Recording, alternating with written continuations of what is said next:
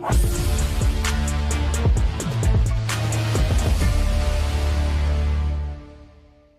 all, welcome to this series of lecture series in data science. So we have started deep learning and we are going to see one more topic, that is decision surface playground. Okay, so what is this decision surface playground?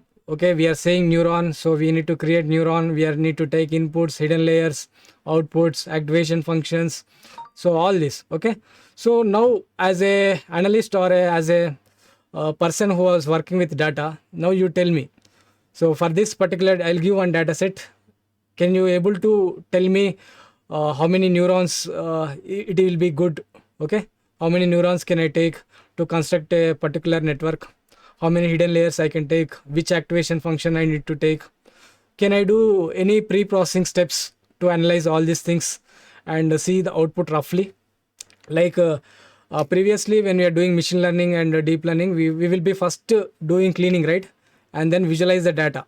Okay, visualize the data. If you see anything mismatches, we'll do pre-processing and remove those things.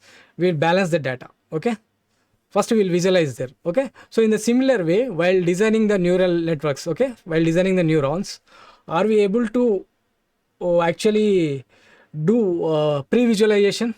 How the neurons will be there? What if I use this regularization technique? What if I use this activation function? What if I use this many inputs, this many hidden layers?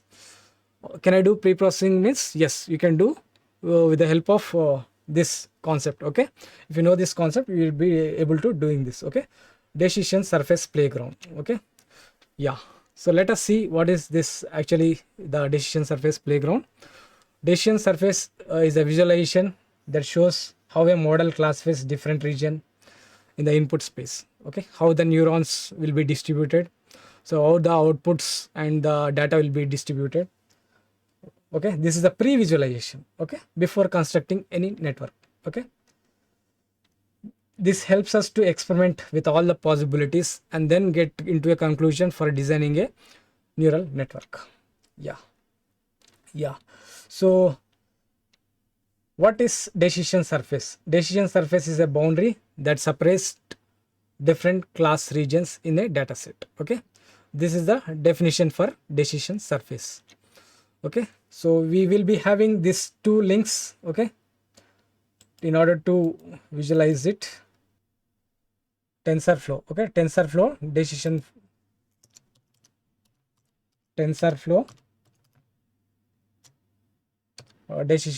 playground. Okay, yeah. So you open this link, the very first link, so you'll be seeing like this. So here you see, so all those things can be visualized here. So if I don't know how many neurons, how many input neurons can be considered, how many hidden layers can be considered. Okay, so what is the output I will getting? So I don't know, right? So how much training I need to use? So what if I use batch size? Okay, what if I use learning rate increased? Okay, what if I change the activation function, regularization function? So all those things you can see it. Okay, so there are here for a sample purpose, there are 4 data sets here. So this is first one, second one, third one, fourth one. Okay, so for general purpose, I'm trying to use this data set. Okay, there are 4 data sets, so I'm taking this data set. After selecting the data set, I'm trying to give learning rate. You can give 0.01. So I'm giving sigmoid function. You can give any activation function. Okay, and then you can apply regularization technique if you need it, L1, L2. Okay, then we can select whether it is a classification or you want to do regression. So I want to do classification, you select that. Okay, so next, if you want to increase the inputs, okay, then what we can do, we can increase it. Okay, so I mean right now I'm increasing hidden layers. You can increase inputs also. Okay, input cells also.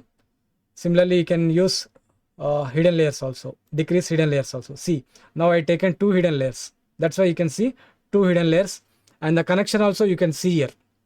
Okay, so if I take 2 hidden layers, see how my output is looking. Okay, so now you increase the neurons in the hidden layer 1, you can increase the neurons in hidden layer 2 also.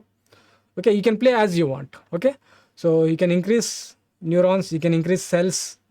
Okay, you can try to experiment it and see the visualization here, the how we'll get output. Okay, so after selecting it, okay, so you try to play this button. With the help of this button, you try to play.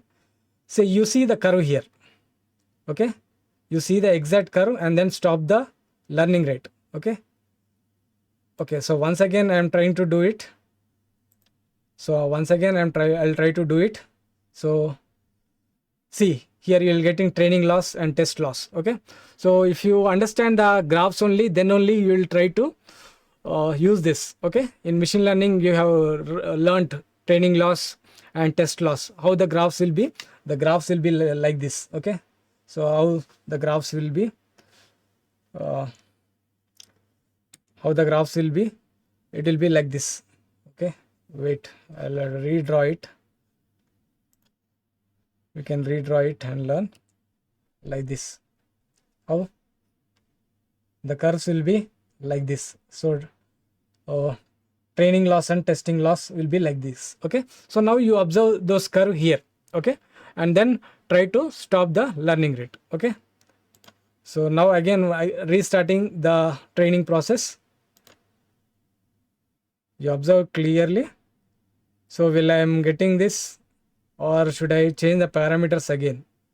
So if you observe at the starting, after a few seconds only I'm getting the curve. Okay, so immediately I need to stop it. Okay, so otherwise I'll change the activation function and again I'll apply. Okay, so there should be 2 curves. Okay, there should be 2 curves appearing like this. Okay, so you need to check it. So still I need to stop before early, right? Okay, so you need to experiment like this. Okay, so then you can take these parameters. See, so if my expected output here is visualized, then I can go for construction. Okay, so if my expected output, imagine this is my expected curve. Okay, so to get this curve, I need to design architecture. So for designing the architecture, you need to see how many hidden layers we have taken here. So how many inputs we have taken here. So how many training data we have taken. So we can increase training data also 60%, 70%. So batch size also we can increase. Okay, so we can increase batch size also. Okay, and we can increase learning rate also. So we need to hit and trial. It is like a hit and trial. So by changing all the parameters, you get a experienced once we are to start working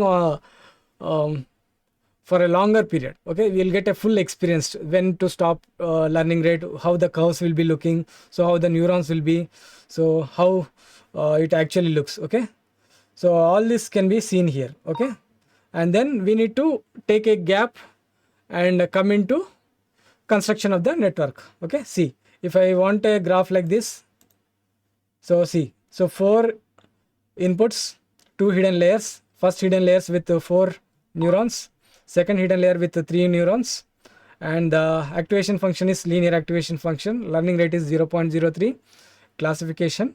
So I need to use these parameters for design. Okay, so this is what which helps us in designing the architecture. Okay, we can take another data set also. Again do hit and trial, and again you re-observe by changing different parameters. Okay, so now you see what is the epoch 0.033. Okay, this is the epoch. Okay, this is the training loss, this is the testing loss. So all this can be visualized here. Okay, pre-visualized. Okay, so after pre-visualization we get a rough idea how to construct an architecture of a neural network. So with that parameters, with this the help of parameters of rough understanding, we can start construction of the architecture by taking how many neurons, how many hidden layers. So what is the activation function, what is the learning rate and all, you can take it and construct. Okay, so that's what I want to show here. So, okay, in decision surface playground. Okay, yeah. So what happens, how to visualize the decision surface? So how to visualize the decision surface? Okay, so we have seen the visualization part, pre-visualization part in order to construct a neural architecture, right? Yeah, so you can use this links, okay, and take the help of these links and try to visualize it. Okay, okay, so visualization is typically done in 2D. So taking a data set with 2 input features, training a neural network on it. So okay, so what affects the decision surface? Okay, so what are the effects that we can see? We can see the neurons and layers, we can see activation function, we can see regularization, we can see learning rate, we can see training data complexity. So how the architecture complexity also, you can see all those things in the decision surface. Okay, so these are the tools to explore further. Okay, so we can create neural network visualizations from here, NNSVG. Okay, so from here you can go to, you can type it in Google. So from this site you can create neural network architecture visualization. Okay, so from with the help of Plotly and Matplot we can do Python visualization. Okay, that is nothing but a decision surface using Python to plot decision surface. Okay, next we can use Jupyter Notebook for experimenting with different architectures. Okay, again in Jupyter Notebook also we need to use Matplot, okay, some libraries, okay, to visualize. Okay, so this is what about decision surface playground concept, which is used for pre-visualization in order to construct a neural network architecture. So thank you all. So thank you for giving this opportunity. Thank you. Like, share, comment, and subscribe VNR Digital Learning Resource YouTube channel.